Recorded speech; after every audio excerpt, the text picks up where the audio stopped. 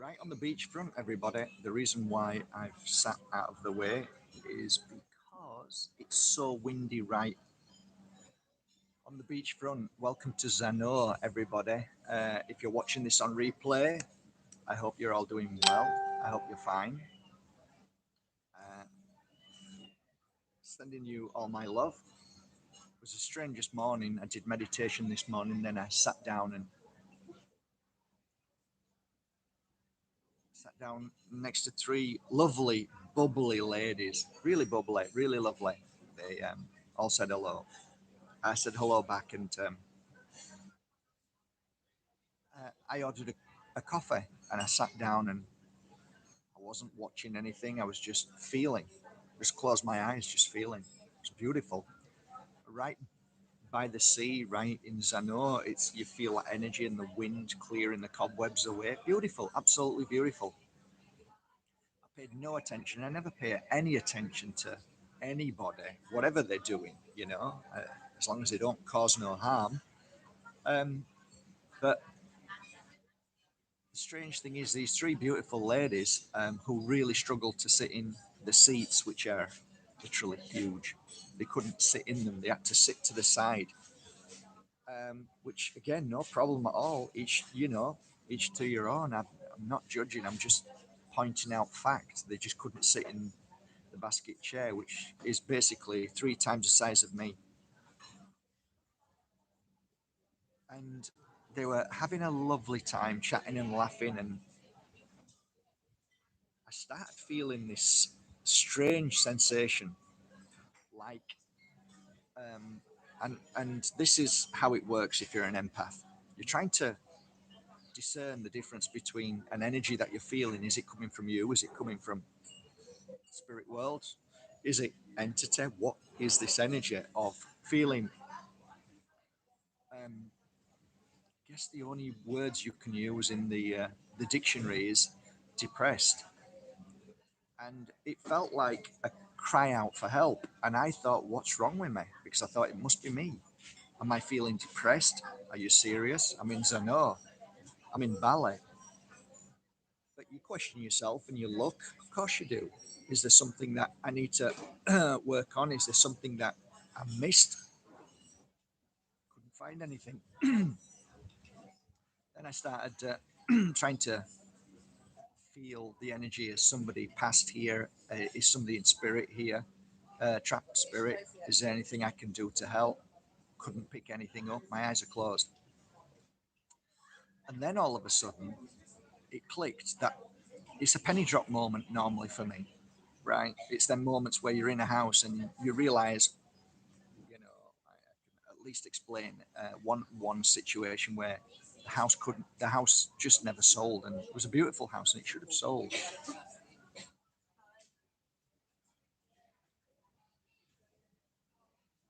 And then all of a sudden, the cat was in my thought. And when I woke up from that meditation, I said to the lady, "Do you have a cat in this house?" And she said, "Well, not in the house, but outside." And I said, "The cat, do you love it?" She said, "Yeah, I love it." "Have you got any plans to take the cat with you?" She went, "Yeah, we're taking the cat when we sell the house." I said, "That's why your house isn't selling." And I said, "The cat doesn't want to leave here." She explained that the cat was born outside and lived outside and was happy. So the cat knew that they were planning on selling the house, and take they were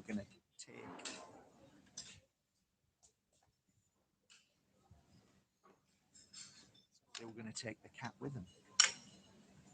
And I said, "You have to make an agreement with the cat." I know it sounds crazy, but said to the cat, whoever buys the house, you will make sure that they will respect you and stay here and look after you here. And within a space of a few weeks, the house sold. When somebody put an offer in. So going back to sat down, this penny drop moment. It wasn't spirit trapped in between two worlds. It wasn't my consciousness. It wasn't what I needed to learn. It wasn't any entity which was causing disruption or negative energy. I realized that the three ladies who were at the side of me laughing, bubbly, feeling great, were connecting to my consciousness, was connecting to me. And I felt that depression. And this is kind of like something that I've connected with for many, many years, but this is profound. It's profound because I realize the power of the physical.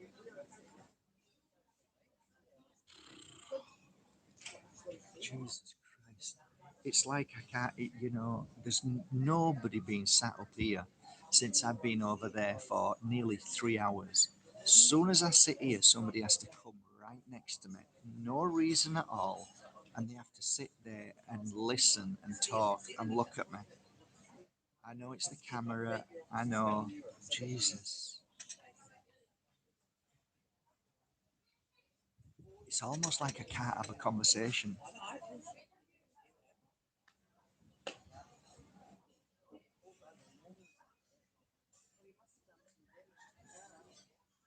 Yeah, they're just looking at me.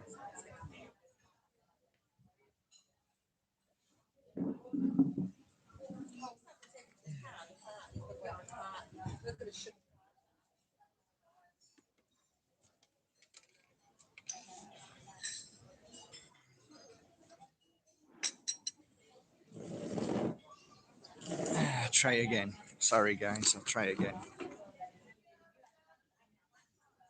The reason why I don't like talking when somebody's listening is because it could be that they're overhearing something and don't like it. And I don't want confrontation, especially with a conversation I'm having. So, okay, so where were I? I was sat over there. The three ladies were sat there laughing, joking, happy. And I was feeling this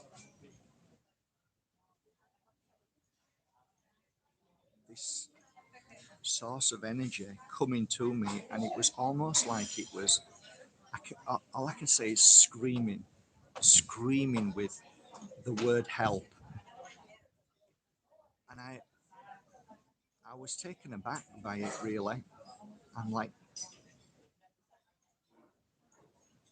first of all, we don't push, we don't force. It's not part of pure energy healing, and it isn't part of my consciousness, my thought, and my mind. I just don't do it. Not a freaking chance.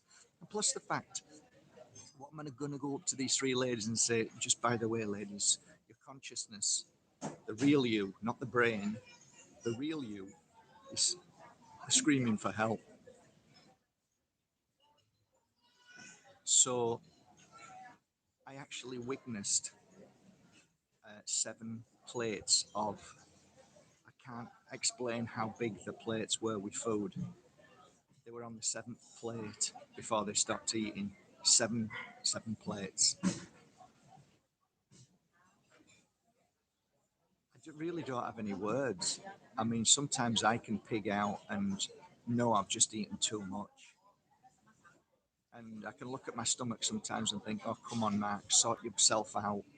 This isn't you. This extra weight isn't you. It's not needed. You don't need to eat this much. And why are you eating this much? What's wrong?" Because the human body doesn't need to eat that much. It only needs a fraction of what we eat. So what is it? Okay, it's comfort eating. It's eating because I'm angry or sad or upset or my life isn't in balance. That's the reason why we eat. And sometimes we might eat because we're just used to it. It's just like smoking, drinking. So there's this, but it's all the same. It's all the same. It doesn't matter whether you call it comfort eating, whether you call it addiction. It's bollocks. It's just an energy and frequency that is not balanced with your mind, body, and spirit. And that's the truth. That's the bottom line. So going back to this penny drop moment of realizing that the consciousness is screaming out for help, and their brains are fully functioning, laughing, joking, enjoying their food, and it's like there's two separate things going on. There's an automaton, there's a machine that is just regurgitating the same motions, the same actions, opening the mouth, putting in the mouth, and then there's a consciousness screaming for help. Now, I ask myself, and you do the same, why is the consciousness screaming? Why is it crying out for help? For what reason would the consciousness scream and cry out for help? That's what I asked. Why? First thing I asked, why? They're happy. So I closed my eyes and waited for an answer. I'm like, please explain, why am I feeling this abuse? Because it felt like abuse. It felt like the consciousness was being abused. And to my surprise, I guess I got no answer. I didn't get an answer. I can only guess, because the consciousness doesn't die. The consciousness doesn't get sick. The consciousness is consciousness. It's forever.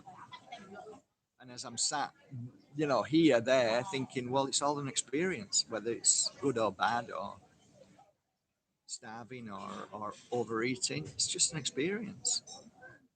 But it's made me think. Maybe I need to think a little bit more about my own consciousness. I wonder what my consciousness is thinking at whatever I'm doing.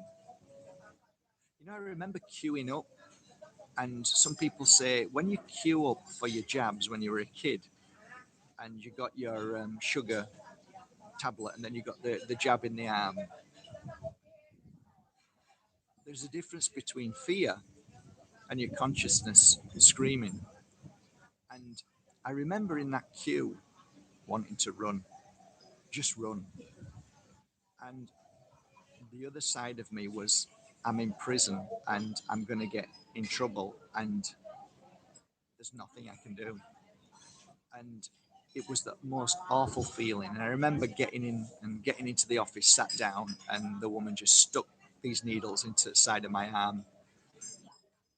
And it was like I'd done something so wrong, so bad. And I could feel that in my consciousness, that I'd let something down. I'd let me down. I'd let something down. And I often feel from that moment till today that there's times that I've let myself down. And I'm not talking about my mind, I'm talking about my consciousness telling me, you've let yourself down. And it's not a case of it's a mistake, it's a case of you didn't listen to your consciousness. And I ask you this now, how many times a day, a week, a year, do you actually ever listen to your consciousness? I would probably say we listen to our consciousness no more than 5 seconds in a week. And I think that's probably pushing it, because we're so hijacked by the reality, which is a non-reality, which is eat, drink, sleep, work. Don't think, just do. For God's sake, don't even focus on meditation. Don't even go there. Don't you dare, you haven't got enough time. So the brain's been programmed to basically take control of everything. Because from the first moment we're pulled out of the womb until they can get us in that prison called school and start to indoctrinate us, start to abuse us, start to punish us, start to imprison us, and start to focus on something that was given to us in such a beautiful way called the mind, and to then start to program it in its way that the darkness can then take fully control of your life. And it's genius. It's genius of how they've actually created human beings to be churned out into the brain robot that we all are, that has no real connection to the consciousness. And And I think there must have been a time that we lived on this planet that we were in consciousness completely, and the brain was only there for certain things. And if you've ever heard some of my videos in the past 15 years, you'll hear me say that the brain is only good for one thing, and that's to cross the road and look left and right. And the reason why I say that is because it's an impact on people when they think about it and realize that that's the only good thing about the brain. As soon as you cross the road, look left and right. That's what the brain's for. But don't you start to use your brain for anything else. Nothing wrong with reading a book, nothing wrong with putting the right clothes on, but don't you use your brain for anything else.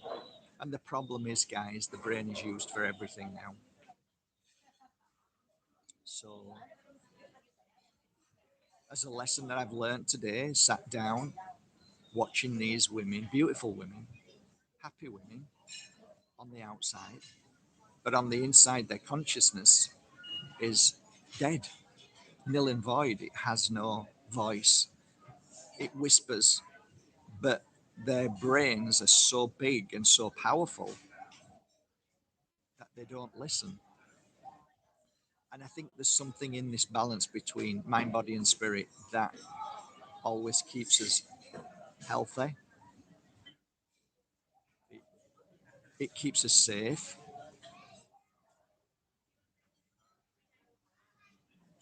And I think we've lost that connection. It's heartbreaking, to be truthful, because it's so easy for the brain to say, oh, don't worry, just another one. Don't, it's okay, just one more plate. It's fine. Just another cigarette. It's okay. I won't, I'm going to stop one day. And then when your body gets sick because it's been trying to tell you, don't smoke. It's not good for your body temple. This isn't healthy for your body temple. But the brain says, no, do it because it's great and I feel better. And feel better. Why do you feel better? Because of all the stress. Well, why are you stressed? Because of all the, well, maybe that's what you need to look at then. You don't put a plaster over your emotions. That's what you're doing. A cigarette is a plaster over the emotions. You'll feel bad in the next half an hour, and guess what you're going to do again? Well, I felt better after that cigarette, so I'm going to have another one. But you haven't cleared your emotion away for the reason why you're having a cigarette or a drink. What is it? What is that trauma? I don't know. Well, then you'll never know, then, will you? I don't want to know. Well, then you'll never change then until the day that you're lying on a bed and the doctor says, I'm afraid you've got cancer and, well, we don't know how long you've got to live, but you're surely going to die and you've got one choice now, and that's chemotherapy or radiotherapy. And get ready for this next part of your journey where you're going to just look at yourself and say, what the fuck did I just do to get here? And I say, well, mate, you're a bit freaking late. And is that what it's taken to find out now that you're going to have to put this poison in your body, which you probably will, because you won't go down the route of natural health, that's for sure. Because your brain will tell you to shut up and stick that needle and get under that machine and get that radiation into you, so your whole body just fucking dies. I've seen it. I've seen it firsthand at 12 years old, watching my mother turn to poison. Her whole body, her beautiful body, just turned to poison, the whole of it. And why?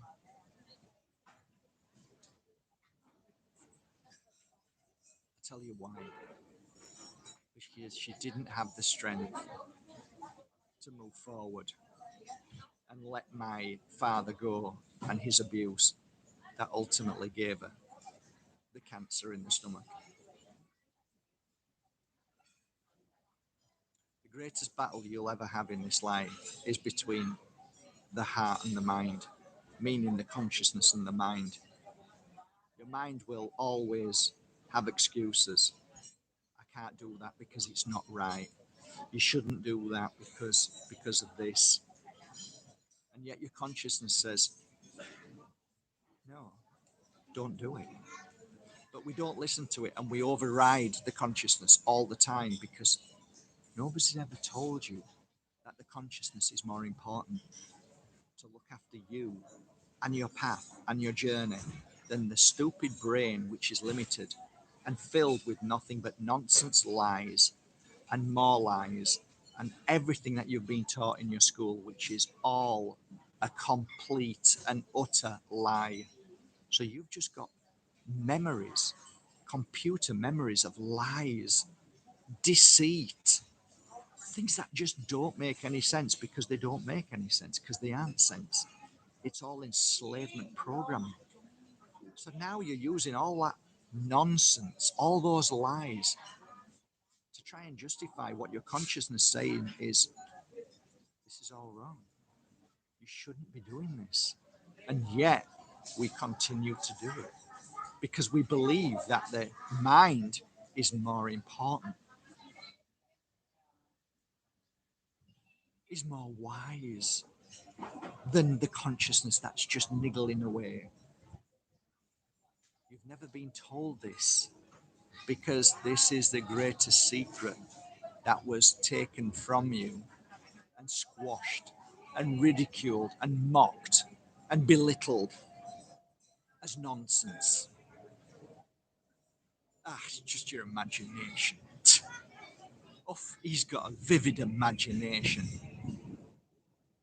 All of those are deliberate hijacks of words to suppress the true you and the nature of your balance, both mind, body, and spirit. And I guess this is just a bit of food for thought for all of us. Me especially, every time I speak, I think, oh, that's for me. That's for me. This is for me. So one can only do one's best if one was a one, one, one. Who said we're one? Who says we're not three? Who says we're not everything?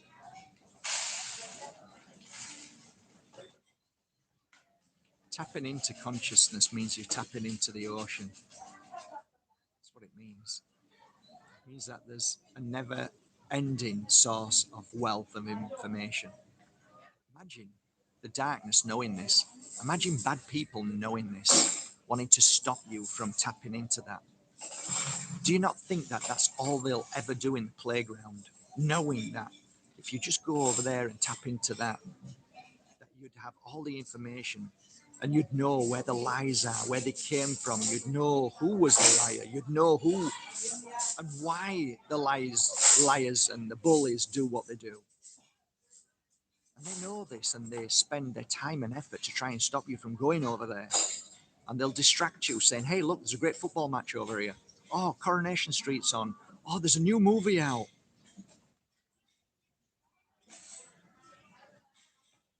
Hey, there's a great swing. We've got a new swing today. Don't go over there. Come over here.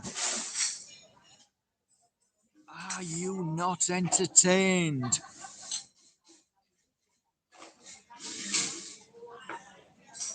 Sometimes I make videos where I try and give food for thought. I try and open up you as well as myself. And I think a lot of the times when I do talk, I talk because I'm talking to myself. I'm trying to awaken certain things within myself in the sense of there's something in truth. There's something in reality. What is reality? It's a great question. There's something in the moment. There's something in that energy where truth is spoken and you feel a sense of knowledge, real knowledge. I'm talking about the Don Tolman when he speaks about the truest truth, truer truth, truest truth. These golden nuggets where you just, you know it's true. You can't prove it, but you just know it's true. What he's just said is freaking true. That isn't bullshit. That's truth. That ain't just made it up. That is truth. I try and tap into that truest truth. Wherever I go, whoever I'm around, I try and tap into truest truth because there's a trigger mechanism with truest truth, and it's an energy and frequency which is so high that it's like eating an apple. It stimulates 10,000 electric parts of your body when you eat an apple. When you are with somebody who speaks truest truth, it does the same thing on an energetic, spiritual frequency. It kind of it feeds the spiritual cells to a degree that not that you want more, but that it stimulates the spiritual to become more open. So I'll give you a great example. When I was here a few years ago, I was with Leila Sati and Don Tolman, and we did a retreat. And I'm always interested in people's energy. I can't help it. I'm like sat here, I'm looking at a lady over there on a computer, I'm looking at her energy. I'm sat at a little boy with his dad, looking at the boy and the dad at their energy. The boy's in a sad place. He's not even looking at me, but I can see the boy is distraught and the dad is trying to make him feel better. I can just feel those energies because around a child, if a child's distraught, I can see there's very little energy.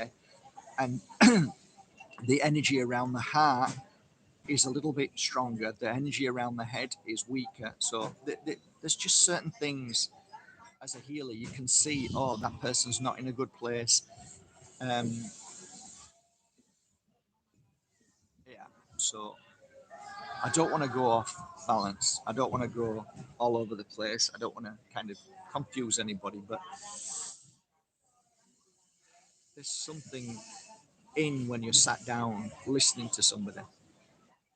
There's something in it. It's like having a healing session. After a healing session, you look at that person and you see the frequency, the energy, the they call it chi, prana, life force. You can see the difference from, 2 inches from the body after a healing session.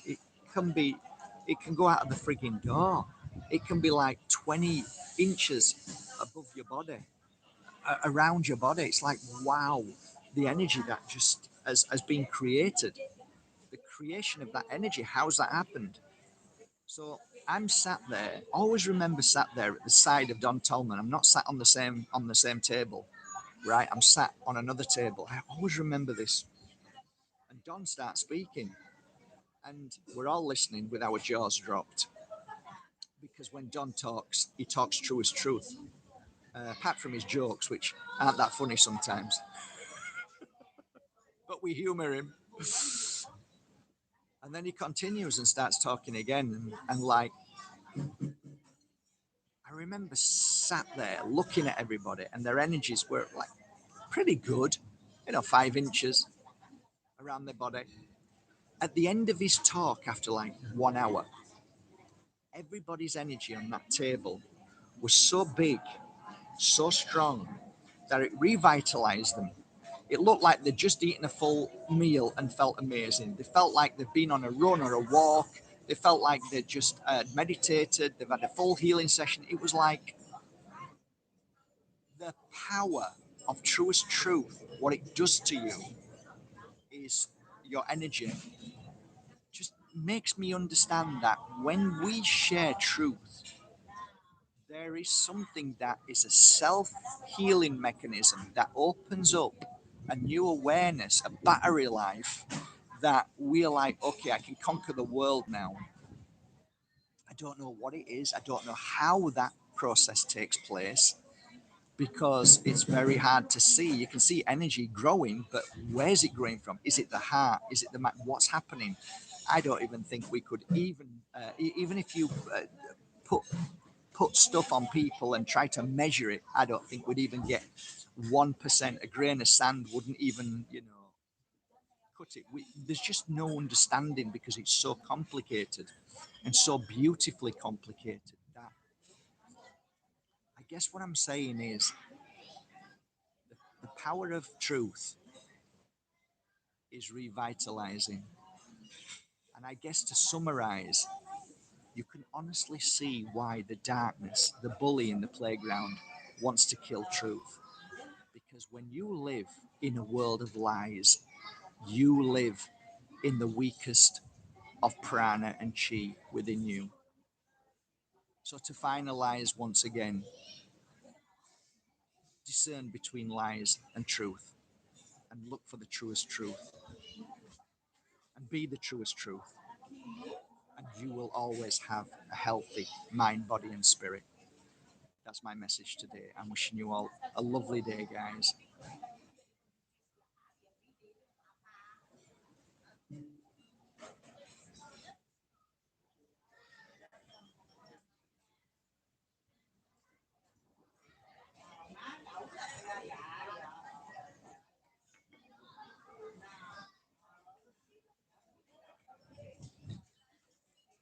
You're all amazing. Shine bright, guys. Big hugs. Bye bye.